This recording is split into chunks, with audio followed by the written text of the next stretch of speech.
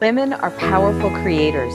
The Align Women podcast features female entrepreneurs, leaders, and other professional women who've demonstrated agency and innovation in their personal and professional lives. I'm your host, Amy Evans. I have authentic, intimate conversations with my guests that highlight their paths to success, their struggles and accomplishments, and the things that currently excite, motivate, and inspire them to turn their visions into reality. Welcome, everyone, to episode 2 of the Align Women podcast. I am Amy Evans. I'm your host and the founder of Align Women, which is a leadership and networking organization for professional women.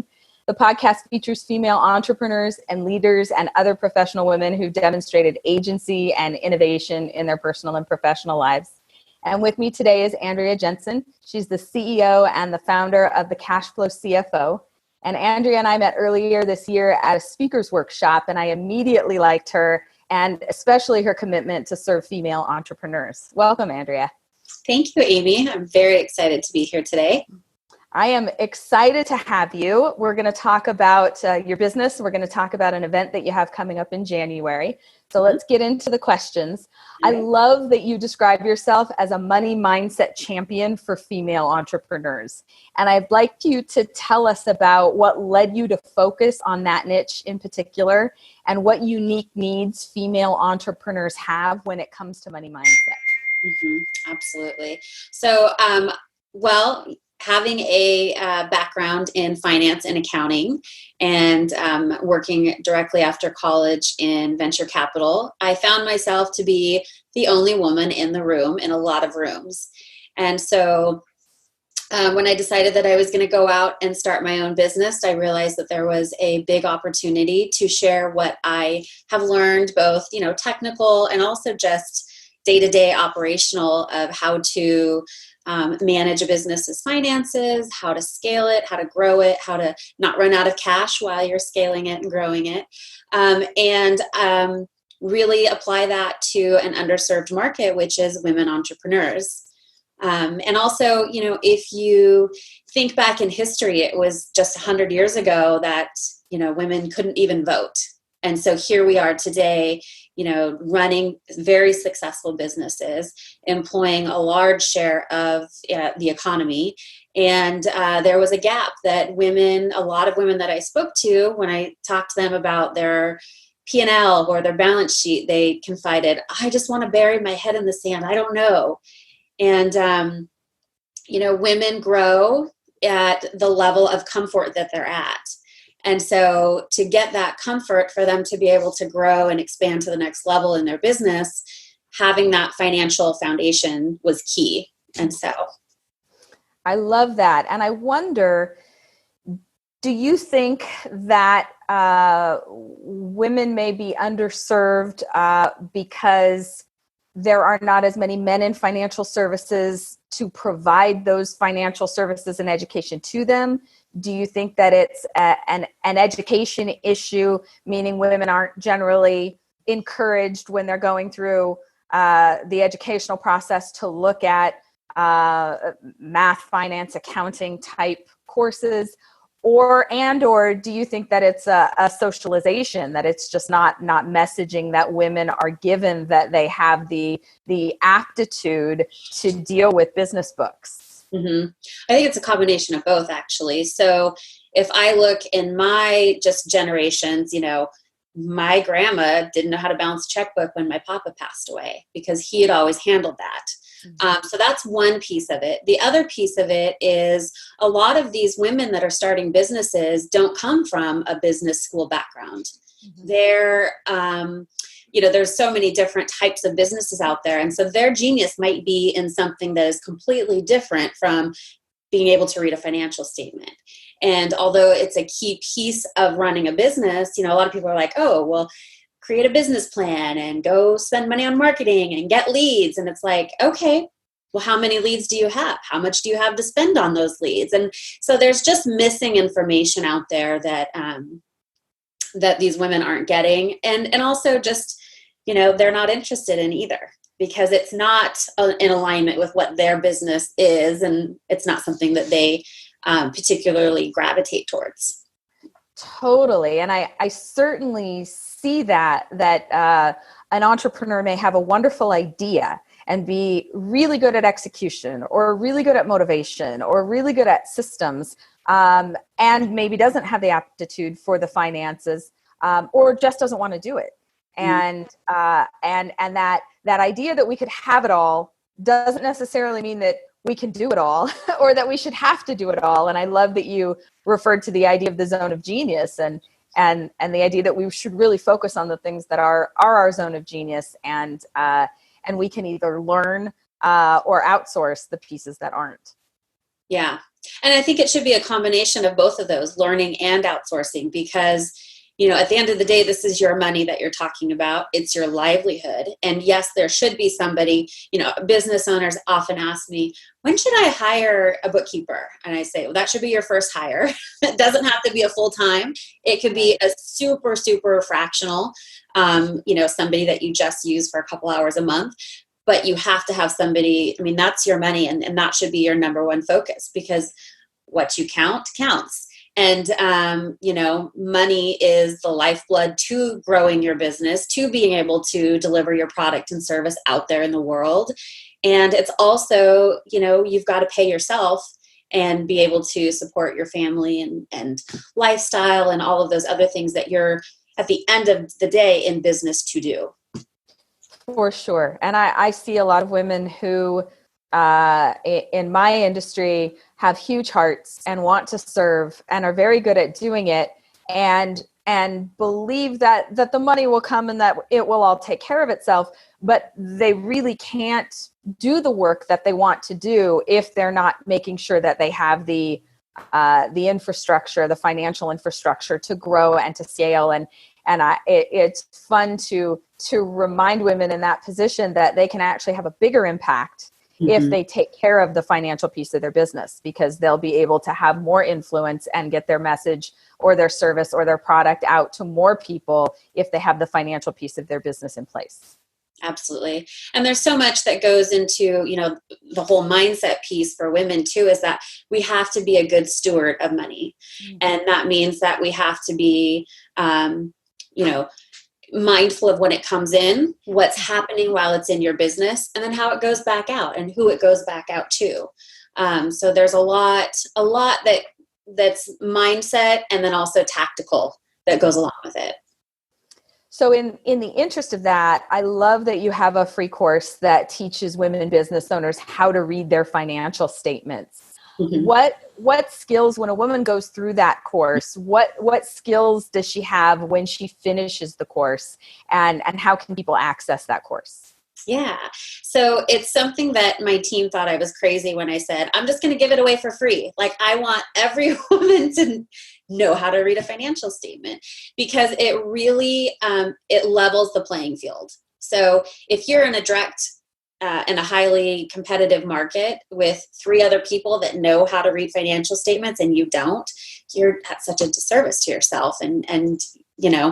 So what you'll learn by going through this course is how to pick up a piece of paper with all these words and numbers and understand how, it flows through. So each of the financial statements have a distinct purpose in your business, and they're telling you different information. And so you'll get an understanding of what each of the financial statements is, what it does, how to understand what it's telling you, and how to look at it and pick out some key information that will help you run your business better and be a better steward of your finances. And how can people access that course? Yes. So at this point, if you email to hello@thecashflowcfo, we'll hook you up with a login so you can access that course. And yeah, you can have it for the lifetime. As long as it takes you to go through it, you can. And then at some point, I'm sure we'll offer some additional resources and support. But right now, we're just trying to get it in the hands of as many women as we can. I love it. I am looking forward to sharing that with the Aligned Women community. And it reminds me of an article that I read recently about women serving on boards of directors, and that the number one skill that they need to have in order to serve is the ability to read financial statements. And it is one of the reasons, among many, that there are so few women represented on boards, because it is not a skill that many women bring with them. And it is essential to wanting to be on a board, and essential to participating. So I think what you're doing is wonderful, both for women running their own businesses and also to increase the number of women who are represented on boards of directors. Yeah, absolutely. Warren Buffett, he said it best: accounting is the language of business. So if you can speak accounting, you can, it just opens up such a huge world of opportunity for you. Wonderful.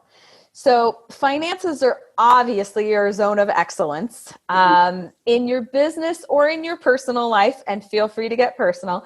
What do you outsource that isn't in your zone of excellence in order to keep you in the things that you are most passionate about and most effective at? Just about everything.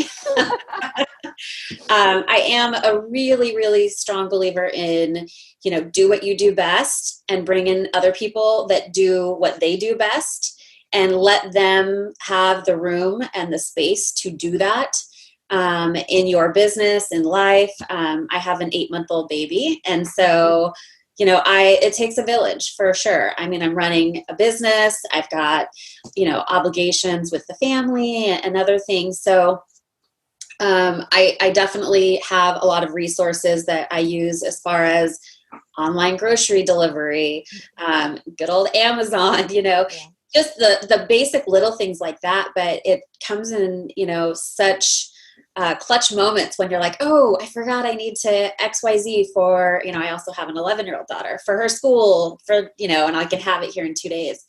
But, and also just really, really, I said this earlier, but having the right people in the right spots and letting them do what they do best. And I try so hard not to interfere. I say, here's my idea. What do you think? And run with it. So that's everything from operations to marketing and all of those other things. So it really, it's fun to watch because, yes, although I am the founder of this business, it's really kind of like taken its own course. And it's the culmination of all of these brilliant people that believe in our mission to educate women in finances and to, empower them to grow their businesses. And so everybody's behind that mission, and it makes it just a big team effort instead of just me. Yep. And the whole is greater than the sum of its parts when you start involving other people and their energy. I love that. Yeah. And also when you're scaling too, sorry, but this is a big piece here that was a big learning opportunity for me, is as I started to scale my business and as I got to that next level of success, it was either I'm going to lose my mind because I'm trying to keep everything together myself, or I have to let go and allow. And that's when I really started learning how to delegate and things like that. So if you are scaling your business, it's inevitable. You have to be able to do that. Yeah. So along those lines, and I'm sure this is something that has helped you in that process, tell me about your experience working with a business mentor. I am a big fan of coaching. I believe that having someone else's perspective can be super valuable. Having a sounding board can be valuable. Having a cheerleader can be valuable. Tell me what led you to hire a business mentor and a few of the things that person does to keep you grounded and focused. Yeah. Well, you just said the two biggest, grounded and focused.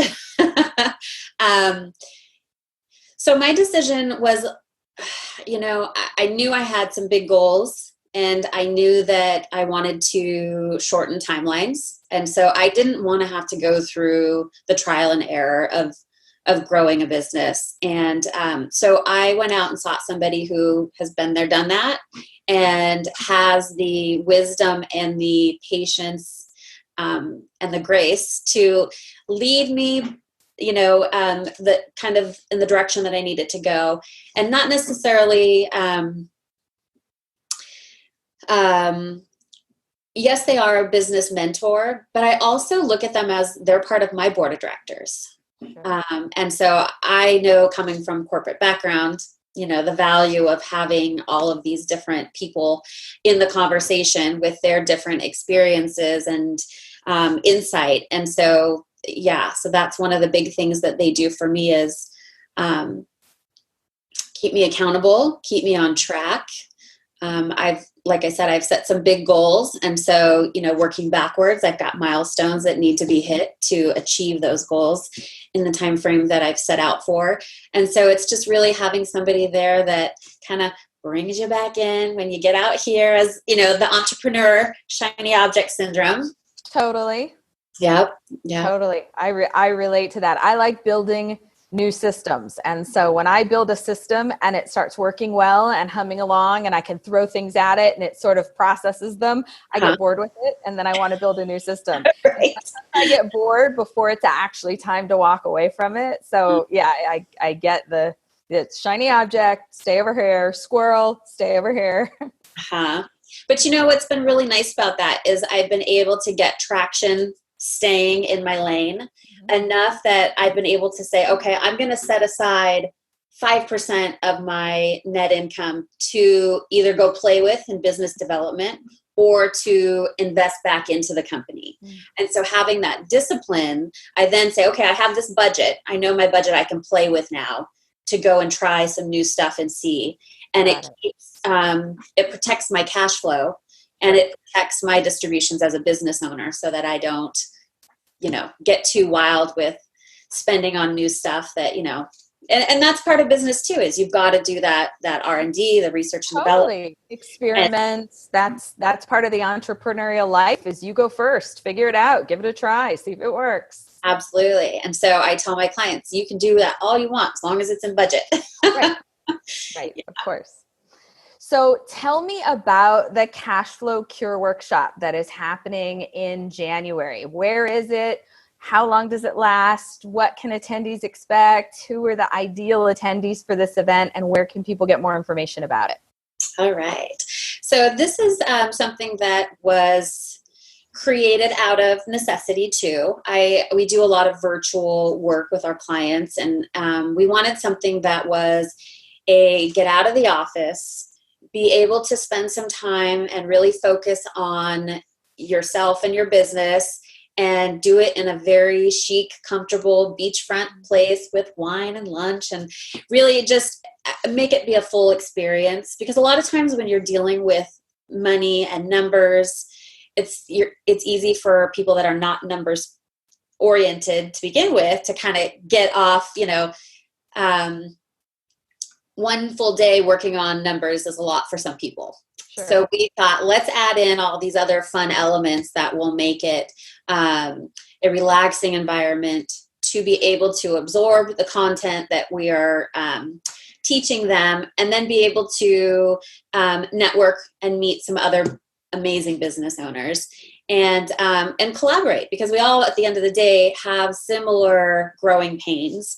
And so being able to say, oh, she's doing the same thing I am, and she's experiencing the same problems, it really just makes it much more enjoyable to overcome those in a group instead of virtually. Sure. So some of the things that we work on together is we identify, okay, your business's number one goal is to provide you, the business owner, the quality of life that you want.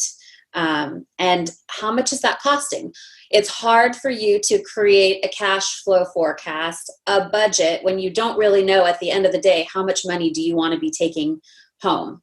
Mm-hmm. And so we start with that first and we work backwards. And so we do a nice little, my dream scenario is this house, this car, this schools for my kids, this, ability. Christmas is coming up. How much do you want to budget to be able to spend on Christmas? Just all of the little things that go into your whole year. And so we sit down and we do a little bit of planning. We put numbers to it.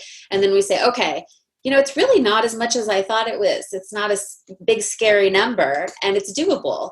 And so we work backwards from there. Once we identify how much money you need to be making from the business, then we say, okay, so what does that look like for your sales goals? And then what's your conversion rate? How many leads do you need to get to that? So now, you have your cash flow funnel. You're bringing leads in, you're converting them into sales. Now you've got money in the business, and what happens while it's in the business? So then we say, okay, we've got some big buckets of spending. And so that helps the women conceptualize and visualize what's going on in the business. And we put some percentages to those so that they can tell, am I out of alignment? Am I on track? And then we talk about profit, how to take it out of the business, both, tax-wise, logistics-wise. A lot of times they're like, well, how can I pay myself? Well, you write yourself a check. And they're like, it's that easy? I'm like, it's that easy. So it's really just sitting down and having that plan. And we call it the Cash Flow Cure Workshop, where we're walking you through step by step how to make sure that your business is paying you what you need and what you want for your ideal lifestyle. That sounds like an amazing way to start off 2020. Mm-hmm. What's the date in January? Yes. So if you email to hello@thecashflowcfo, we can send you all of the information. It's January 30th. And it is in sunny San Diego, right on the Pacific Ocean. Like literally, you walk outside of our meeting room and there's the waves. So it's just very soothing and relaxing and beautiful.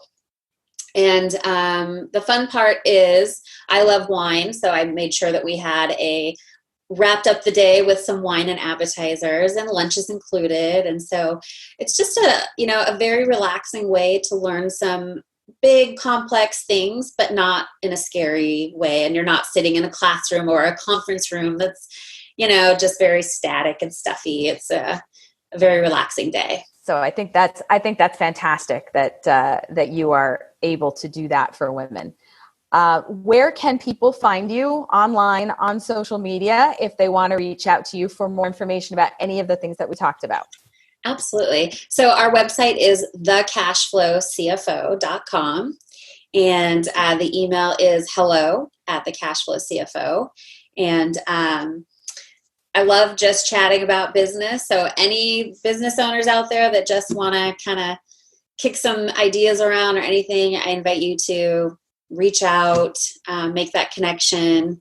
And we're always open to meet new people. And you also have a great newsletter that I really enjoy that always has good tips. So that's a good place to get frequent communication from you as well. Absolutely. And I will post the links to your website and the email address where people can reach out to you to get more information. I appreciate you taking the time to be on the Align Women podcast. This was episode number 2 with Andrea Jenson. And thank you so much for being on. Thank you so much. Thanks for listening to the Align Women podcast. You can find more episodes with more amazing women at alignwomenpodcast.com and visit alignwomen.org to learn more about our leadership and networking organization. This is Amy Evans, and you've been listening to the Align Women podcast.